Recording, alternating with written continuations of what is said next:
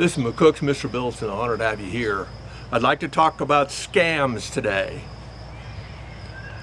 Decades back, I would always watch Art Bell when I was working at the donut shop in the middle of the night. He kept me awake with all sorts of odd and weird stories.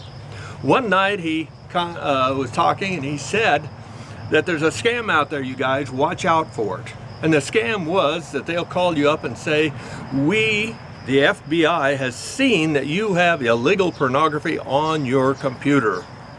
And so what we're going to do, he said, since this is just the first offense, you send $300 and we'll wipe that clean. But if it happens again, we're going to come get you.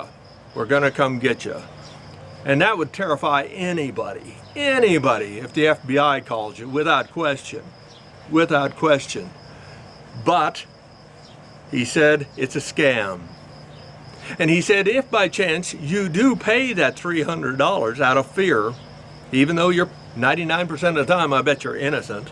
With that in mind, though, he said a couple of weeks later, they'll call again and say, hey, you got a second offense with illegal pornography on your computer. We want $600 or we're coming to arrest you today.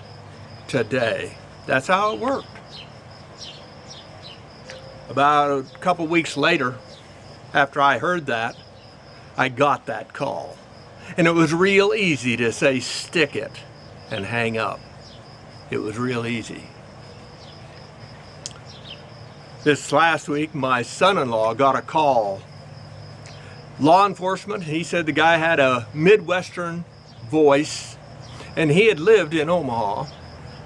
They had left the state about 8 years ago, live back east now, but he said they got a call from him and said there is a bench warrant arrest out for him because he didn't do or contact after he was supposed to do jury duty. He said he knew nothing of it whatsoever.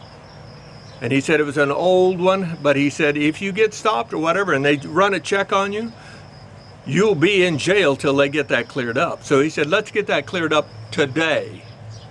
You send $300 to this box, and his law enforcement agency, whatever, he said, we'll get that cleaned up for you.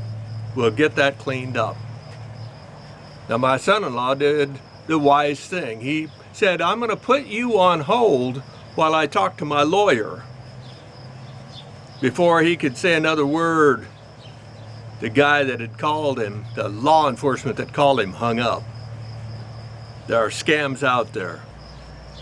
I want to keep you safe, and I want to keep the bad guys from tricking you into giving them your hard-earned dollars.